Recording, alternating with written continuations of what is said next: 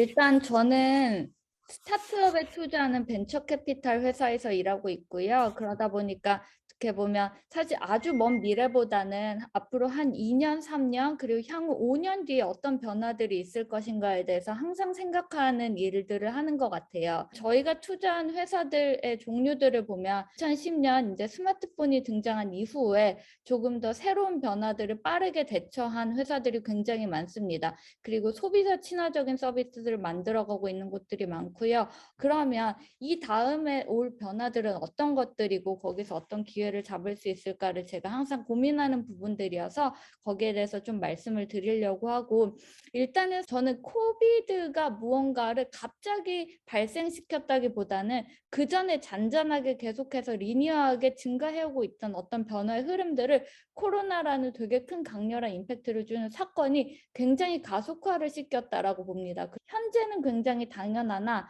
앞으로 당연해지지 않을 것들이 어떤 것인가를 중심으로 이야기를 해보려고 하고요. 특히 그럼 가장 큰 변화의 두 축이라고 제가 생각하는 건 첫 번째는 인구 구조의 변화가 있을 거고요. 두 번째는 기술의 발전이 있을 겁니다. 이 두 부분의 파트를 주목해서 좀 내용들을 설명해 보려고 합니다. 결국에는 과거에는 맞았으나 지금은 틀린 것들이 있잖아요. 예를 들어 뭐 과거에는 물을 어떻게 돈 주고 사 먹어였는데 지금 물을 돈 주고 사 먹는 게 너무나 당연해졌듯, 그럼 지금은 맞지만 앞으로는 달라질 것들이 무엇이고 뭐가 변하고 가속화하고 되고 있는지를 좀 중심으로 말씀을 드리려고 해요. 우리가 다 알고 있는 내용이기는 하지만 이제 1인 가구라는 것이 우리의 대한민국의 하나의 가장 주요한 인구 구성의 형태가 되었습니다. 하지만 그 우리가 생각하는 정상 가족의 모델은 여전히 4인 가구입니다. 당연히 그러면 지금 4인 가구 중심의 아파트 형태가 아니라 점점 더 소형 면적이 수요가 증대될 것이고요. 가전제품이 1인, 2인 가구에 맞춰서 소형화되고 있고요. 부엌이라는 게 과연 필요한 것일까? 라는 질문도 해볼 수가 있을 것 같아요. 전월세가 증가하고 있습니다. 전월세는 이사를 훨씬 더 많이 하게 되지 않을까? 그리고 내가 옮겨 다닐 때 가구들을 거기에 맞춰 새로 구입하는 게 아니라 그 공간에 맞는 가구들을 계속해서 구독하는 형태의 서비스가 지금보다도 훨씬 더 증가하지 않을까? 라는 질문들을 던져볼 수 있는 것 같습니다. 여기에 조금 더 나아가 보면 이런 생각도 할 수 있을 것 같아요. 올 한 달간 제가 매달 들었던 뉴스는 이거였습니다. 역대 최저 월 출생아 수, 이게 매월 갱신되면서 숫자가 진행되고 있고요. 어떻게 보면 영유 아동들을 위한 어떤 서비스나 어떤 비즈니스는 지금에 있는 형태보다 축소되는 것이 맞지 않을까? 그러면 더 나아가 보면 결국에는 반려동물을 키우는 인구 숫자는 지금 1,448만 명입니다. 우리나라 인구의 약 5천만이라는 것을 생각할 때 약 3분의 1에 약간 못 미치는 정도인 거고요. 양육 가구는 604만입니다. 여기서 다시 생각해 볼 수 있는 거죠. 야, 이 정도가 됐으면 누가 우리 가족이라고 말할 수 있는 거야? 나와 굉장히 멀리 떨어져서 지내는 나의 부모님, 이 나의 가족이, 아니면 나와 일거수일투족을 함께하는 이 나의 반려동물이 나의 가족이야 라는 생각도 해볼 수 있는 거고요. 실제로 늘어나고 있는 반려동물에 대해서 우리가 충분히 이 문제에 대해서 논의하고 있는가라는 것도 앞으로 점점 더 당연히 올 화두라고 생각을 합니다. 여기에 더해서 사실은 어떻게 보면 이 일종의 시니어 50대, 60대, 70대 이상의 인구가 차지하는 비율은 점점 더 늘어나고 있고요. 사실 베이비붐 이후의 시대이기 때문에 인구 수도 많고요. 사실 우리나라의 경제 성장기를 같이 해온 사람들이기 때문에 우리나라에서 가장 어떻게 보면 부자들이죠. 근데 이 부자분들이 이른바 예전과 같은 뭐 올드하다는 느낌도 아니에요. 30대 때, 20대 때 어떻게 보면 인터넷이라는 건 처음 접했던 세대이고요. 스마트폰도 굉장히 잘 활용하고 있고요. 그리고 이제는 나를 가꾸고 나의 조금 더 즐거운 인생을 즐기려고 하는 액티브 시니어라고 표현된 연령층입니다. 사실은 코로나 이전에는 그래도 모바일 친숙도, 스마트폰 친숙도가 그렇게 높지는 않았어요. 근데 내가 밖에 나가서 장을 보는 게 너무 어려워졌다 보니까 쿠팡, 마켓컬리와 같은 서비스에 예전에 쓰지 않았던 분들도 점점 더 쓰기 시작하시는 거죠. 지난 한 1, 2년 사이에 이분들의 온라인 카드 결제 수도 굉장히 크게 증가했고요. 앞으로 점점 더 강화될 하나의 움직임이라고 살펴볼 수 있을 것 같아요.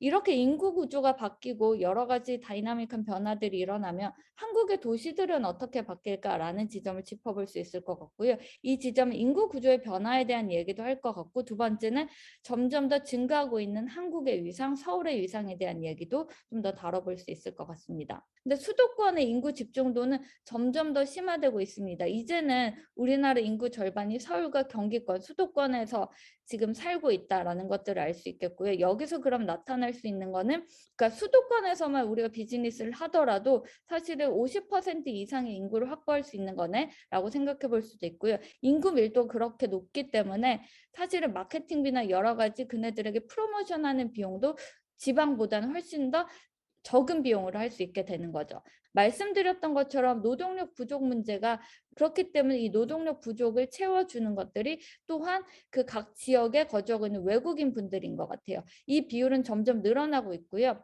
지금 현재 외국인 거주 비율이 5% 이상인 도시들이 점점 더 늘어나고 있고요. 절대적으로 외국인 거주 비율이 서울이 높긴 하지만 이건 서울의 인구 수가 많기 때문이기도 하고, 실제 비중으로 보면 안산시의 경우에 지금 12% 육박하고 있고 점점 더 늘어나고 있잖아요. 그럼 우리는 다시 한번 말을 해볼 수 있는 거죠. 한국에 사는 사람이라는 것에 대한 정의를 우리가 어떻게 다시 재정의를 해야 되지? 여기 뉴욕타임즈 기사처럼 야 대체 한국에서 무슨 일이 일어나고 있는 거야? 라는 질문들을 많이 던졌던 것 같아요. 이거는 제가 10월 17일에 와 이런 일이 있나? 라고 해서 그냥 스냅샷을 잡아본 건데요.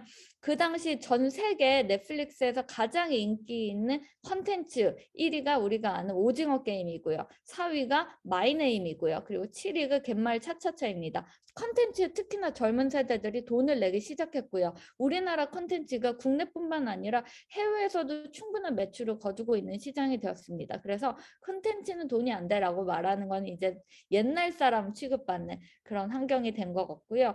사실 케이팝은 그러면 한국에서 유명세를 얻고 한국에서 시작한 어떤 아이돌 그룹이 해외에서도 유명세를 얻는 액션이 지금까지 아직까지도 대다수이긴 하죠. 근데 점점 해외에서 먼저 유명세를 얻고 그 유명세를 바탕으로 다시 한국에 들어오는 케이스들도 많이 있는 것 같아요. 사실 BTS도 해외에서 더 큰 인지도를 바탕으로 야 BTS라는 아이돌이 해외에서 굉장히 인기가 많대. BTS가 누군데? 라고 다시 한번 국내에서 확대 재생산된 케이스이고요. 여기 언급되는 잘 모르실 것 같지만 에이티즈, 몬스타엑스, 카드, 엔하이픈과 같은 해외에서 훨씬 더 인기를 얻고 있는, 어떻게 보면 한국과 상관없이 또 일어나고 있는 하나의 현상이라고도 저는 볼 수 있을 것 같아요. 저는 예전에 하이브가 어떻게 보면 잘했던 부분들은 이제 팬덤을 우리 컨텐츠를 즐기고 있는 주체적인 소비자로 인식했고 그네들의 의견을 적극적으로 반영했다는 데서 굉장히 많은 호응을 얻었고, 그 성공 공식을 이제 알고 있기 때문에 케이팝 에이전시들도 적극적으로 팬들을 소비자로서 대응하고 그들의 목소리를 들으려고 하는 여러 가지 액션들이 많이 일어나고 있는 것 같고요. 이 팬덤이 그냥 단순히 소비하는 주체만 머무르는 게 아니라 제2차 창작 콘텐츠를 유튜브 영상으로도 만들기도 하고 여러 가지 다양한 굿즈 팬아트 형태로 푸는 것들도 이 창작물 시장도 점점 더 커지고 있는 것 같아요. 팬덤이라는 게 그래서 케이팝, 아이돌, 음악에만 머무르는 게 아니라 전방위적인 하나의 브랜드드 팬덤을 만들 수 있고요. 다양한 팬덤을 중심으로 한 문화들이 그러니까 우리나라 그리고 전 세계에 확산되고 있는 것 같습니다. 또한 주목해서 보고 싶은 거는 이제는 더 이상 사람들이 음악을 듣지 않는다는 거예요. 듣는 게 아니라 보는 음악의 시대가 점점 더 오고 있고요. 음악을 다양한 베리에이션으로 듣는 방식이 아니라 다양한 베리에이션을 보는 방식으로 변하고 있다라는 게 점점 더 오고 있는 추세고, 그리고 코로나가 만들어낸 또 다양한 변화들이 있을 건데요. 해외에서 화력이 센 아이돌들은 결국 온라인 콘서트이고 온라인 팬사인회, 온라인 팬미팅이었는데요. 사실 이렇게 하다 보니까 새로운 매출 수단을 만들 수 있는 거죠. 저는 그래서 코로나가 끝나도 이런 온라인 팬사인회와 콘서트는 계속될 거라고 생각합니다. 오프라인 콘서트들을 재개하고 있는 몇몇의 아이돌들이 있는데요. 이들이 오프라인 콘서트를 할 때 꼭 온라인을 같이 해요. 왜냐하면 그 온라인으로 같이 했을 때 파급 효과들을 받기 때문에. 그리고 또 생각해 볼 수 있죠. 내가 BTS 팬이에요. 내가 서울에 있기 때문에 서울 공연을 보겠죠? 근데 파리 공연, 스페인 공연에 가서 보지는 못하는데 궁금할 거잖아요. 혹시 파리에서 좀 다른 거 하지 않을까? 스페인에서 좀 다른 거 하지 않을까? 그러면 당연히 또 온라인 콘서트를 결제해서 보겠죠? 그렇게 되면 당연하게 온라인에서도 지금은 어떻게 보면 해야 되니까 할 수 있는 엉성한 부분에 있어서 온라인에서 훨씬 더 이머시브한 느낌을 주기 위한 콘텐츠 기술의 변화들이 많아질 수 있을 것 같아요. 그 변화들이 지금도 일어나고 있는 것 같고요. 그걸 통틀어서 지금 버추얼 프로덕션이라는 개념이 점점 더 확대되고 있는데요. 실제 렌더링된 3D 이미지를 배경에 푸사하고 배우가 실제로 거기서 연기를 하고 그걸 그냥 실시간으로 촬영하기 때문에 사실 포스트 프로덕션이 없거나 굉장히 적을 수 있는 거고, 배우들도 좀 더 내가 어떤 환경에서 지금 연기를 하고 있는지를 알 수 있기 때문에 생생한 연기, 유연한 연출이 가능하고요. 이것이 당연히 영화, 드라마 제작 현장뿐만 아니라 예를 들어 패션쇼, 예를 들어 아까 말씀드린 온라인 콘서트 등에서도 실제로 진행될 수 있을 것 같다라는 생각이 들고요. 또한 사람들의 인식의 변화, 성에 대한 인식의 변화들도 점점 더 가속화되고 있는 것 같아요. 여성들이 축구라는 골 때리는 그녀라던가, 여성들이 되게 뭔가 과격하고 파워풀한 댄스를 하는 수우파 같은 그 컨텐츠들이 지금 굉장히 인기를 얻고 있는 거. 그래서 이제는 도전하는 여성, 진취적인 여성이라는 게 너무나 당연한 컨셉이 되었고요. 거기에 반대로 우리나라는 한 최근 수년간 남성 코스메틱 시장 1위 나라이거든요. 다시 말해서 이제 남성들이 조금 더 꾸미고 나를 가꾸는 형태의 변화들도 점점 더 생겨난 것 같아요. 이런 얘기를 제 주변에서도 많이 하는데, 예전에 사실 명품백이 열광하던, 명품백이 하나의 럭셔리 대명사 같았던 것들을 요새는 스니커즈가 가져가고 있는 것 같다. 스니커즈가 하나의 뉴 럭셔리가 된 것 같다. 제 주변에서도 최근에 NFT에 대한 얘기를 많이 하는데, 이 저변의 근저에는 이런 것들이 있는 것 같아요. 온라인에서 사람들이 시간을 보내는 활동이 이렇게나 많은데 이런 자산들이 실제로 아예 오히려 값어치를 매기지 못하고 있지는 않나라는 생각들을 한 것 같고요. 그리고 가상세계에만 존재하는 것들이어야만 이게 훨씬 더 건강하게 활성화될 수 있지 않을까라는 생각들도 하고 있고, 그 관점에서 저도 좀 재밌게 보고 있는 영역인 것 같아요. 엔지니어라는 풀이 지금 되게 한정된 인력이고, 그런데 모든 기업들이 이제는 디지털라이제이션이라는 게 특정 IT 기업들의 화두가 아니라 모든 회사들이 당연히 해야 되는 것들이 되면서 실제 이 엔지니어들의 몸값이 되게 올라가고 있고, 내가 실제 소프트웨어를 직접 개발하는 게 아니라 실제 누군가 개발돼 있는 것들을 내가 빌려 쓰고자 하는 니즈도 또 많아질 수 있을 것 같고요.